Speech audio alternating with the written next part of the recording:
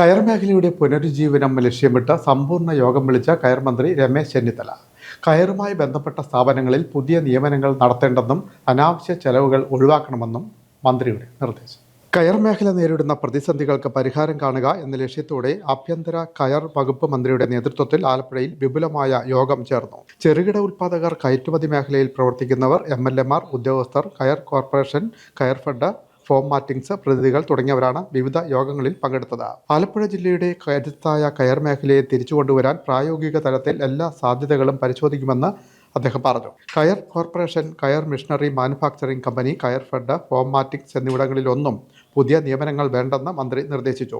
ഇവിടങ്ങളിൽ അഡ്മിനിസ്ട്രേറ്റീവ് ചെലവ് കൂടുതലാണെന്നും ഒരു സ്ഥാപനവും പരസ്യങ്ങൾ പുതുതായി നൽകരുതെന്നും മന്ത്രി നിർദ്ദേശം നൽകി. ഈ 4 സ്ഥാപനങ്ങളെയും നിലവിലെ അവസ്ഥയിൽ പോകാൻ അനുവദിക്കില്ലെന്നും കാര്യക്ഷമത വർദ്ധിപ്പിച്ച് മതിയാകുമെന്നും മന്ത്രി പറഞ്ഞു. ജില്ലാടിസ്ഥാനത്തിൽ കയർ സംഘങ്ങൾ നേരിടുന്ന പ്രതിസന്ധികളും പരിഹാര മാർഗങ്ങളും സംബന്ധിച്ച് ഒരാഴ്ചയ്ക്കുള്ളിൽ റിപ്പോർട്ട് സമർപ്പിക്കാൻ പ്രോജക്ട് ഓഫീസർമാർക്ക് മന്ത്രി നിർദ്ദേശം നൽകി. തൊണ്ടിന്റെ ലഭ്യതക്കുറവും ചകിരി ഉൽപ്പാദനത്തിലെ കുറവുമാണ് മേഖല നേരിടുന്ന പ്രധാന പ്രതിസന്ധിയെന്ന് യോഗത്തിൽ അഭിപ്രായമുയർന്നു. ഹരിതകർമ്മസേന വഴി വീടുകളിൽ നിന്ന് തൊണ്ട് ശേഖരിക്കാനുള്ള സാധ്യതകൾ ആലോചിക്കും. കയർ തൊഴിലാളികളുടെ ജീവിതം പരിതാപകരമാണെന്നും മേഖലയ്ക്ക് പുനരുജ്ജീവന പാക്കേജ് വേണമെന്നും അരൂർ MLA-യും ഡെപ്യൂട്ടി സ്പീക്കറുമായ ഷാനിമോൾ ഉസ്മാൻ യോഗത്തിൽ ആവശ്യപ്പെട്ടു.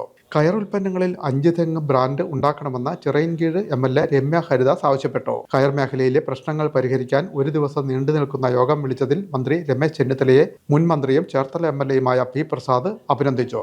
ആലപ്പുഴ MLA AD തോമസും യോഗത്തിൽ പങ്കെടുത്തു. ചെറുകിട ഉൽപ്പാദകർക്ക് 38 കോടിയോളം രൂപ കയർ കോർപ്പറേഷൻ നൽകാനുണ്ടെന്ന് ചെറുകിട സംഘങ്ങളുടെ പ്രതിനിധികൾ യോഗത്തിൽ പറഞ്ഞു. കയർ ഡയറക്ടർ സമീർ കിഷൻ, കയർ development additional director Anilkumar KS, കയർ fed chairman TK Devakumar, trade യൂണിയന്റെ ഭാഗമായുള്ള വിവിധ രാഷ്ട്രീയ പാർട്ടി പ്രതിനിധികൾ തുടങ്ങിയവർ യോഗത്തിൽ പങ്കെടുത്തു.